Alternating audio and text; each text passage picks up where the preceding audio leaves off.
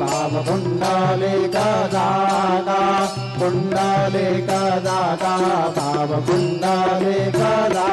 मामकृतिस्वभाव करोमि यद्यत्सकलं करसमये नारायणाय समर्पयामि अद्भुतं वेदवं रामनारायणं उत्तरामोदरं वासुदेवं हरिं श्रीधरं माधवं गोपिकावल्लभं जानकीनायकं रामचन्द्रं भजे हरे राम